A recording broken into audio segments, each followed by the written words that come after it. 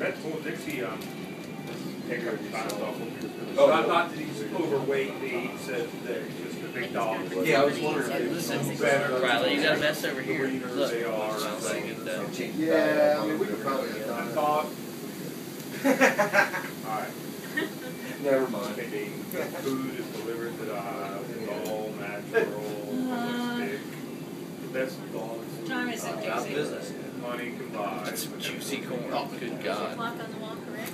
Yeah. Squirting all over me. Yeah, right. 30 or 60 or so. Yeah, he's 50. Oh, he's got it on his hand now. backside. I know, I do that all the time. Yeah, you're right, yeah.